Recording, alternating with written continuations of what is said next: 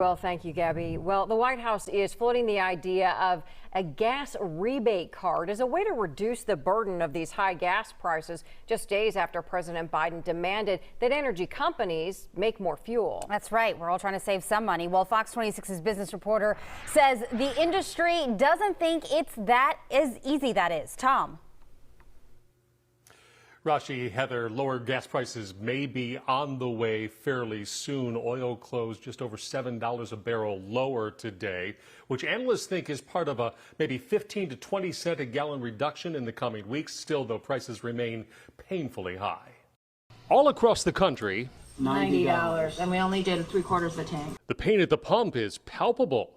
I work for gas, I work for food. Oil companies should be doing everything they can to expand capacity and lower cost. President Biden's letter to oil companies this week that their profits were too high and they need to refine more gas was met with some head scratching in Houston's energy sector boardrooms. They're trying to make as much gasoline, jet fuel, and diesel fuel for the consumer as they possibly can.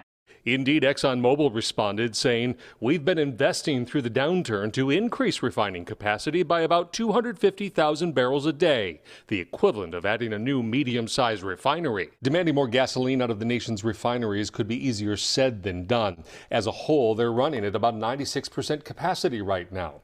In response to the president's letter, the industry says there are some hurdles, saying the White House has restricted oil and gas development, canceled infrastructure like the Keystone XL pipeline, created regulatory uncertainty, and proposed new taxes on the industry.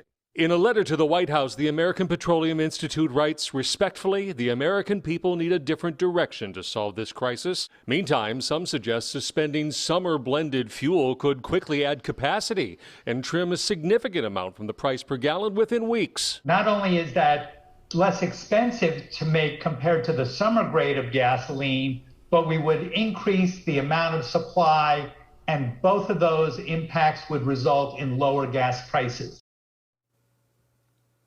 Andy Lippow thinks those savings could approach 40 cents a gallon, in fact. As for the profits that the president criticized, energy companies that drill for oil are making more because global prices for each barrel have skyrocketed, just as they lost money when everyone stopped driving during the pandemic.